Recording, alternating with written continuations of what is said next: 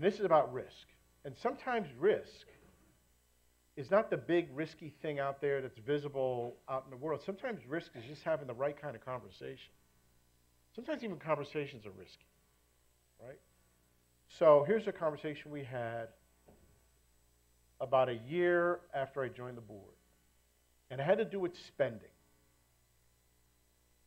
We had one board member, Harold Williams. Some of you may know him. Harold was a highly regarded attorney, ran the Security and Exchange Commission, then went to the Getty, and was on our founding board members.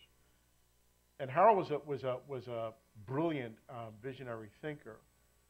And his view was, and to this day, I don't know whether he really meant this or he was saying it to be provocative, but I couldn't tell, right? His view, which was very much a distinct minority view in the boardroom, was that foundations should spend down, okay? He felt that the perpetuity thing made foundations risk-averse, crusty, rusty, and dusty, and we should, pick a couple of things and go after them with a resolve and spend the money.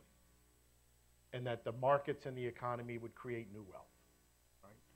That was a very different point of view than any of the board members, and I was kind of too new to philanthropy to have formed an opinion about that. I was kind of like, oh, that's interesting. So we had that conversation, and Harold didn't get his way. But where we landed was, okay, we're gonna be a foundation of perpetuity. We're gonna stick to the 5 to 6 to 7% spending of the assets. But should a momentous opportunity to advance our mission show up, we should jump in with both feet. And if we need to overspend, we should overspend. And so every now and then we would sort of have that conversation, and it never materialized until the Affordable Care Act showed up.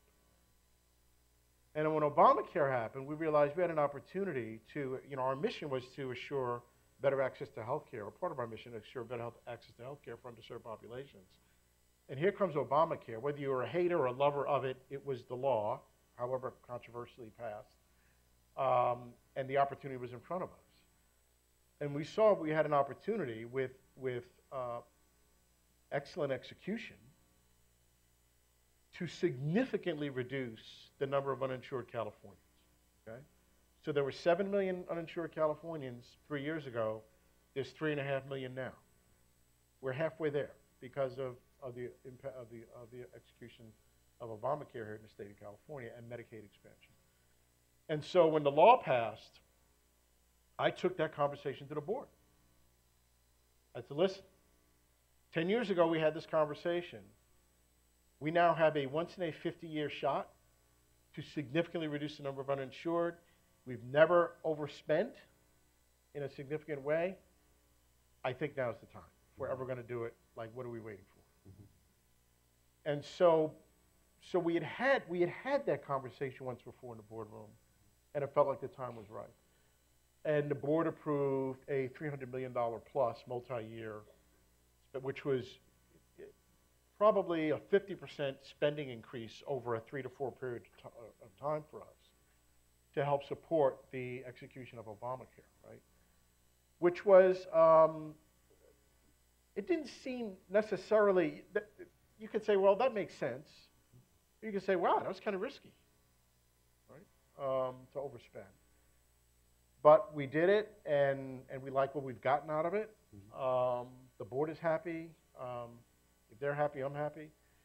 But it's an example of sometimes you just have to give yourself space with your board and your senior team to have a conversation about risk, mm-hmm. right? About doing something different that you've never done before. And then once you've had that conversation, oftentimes the opportunity may not be that moment, but it may show up. Yeah. And in this case, taking the risk to have that conversation, even though Harold Williams didn't get his way then, mm-hmm. served us, a decade later. Interesting.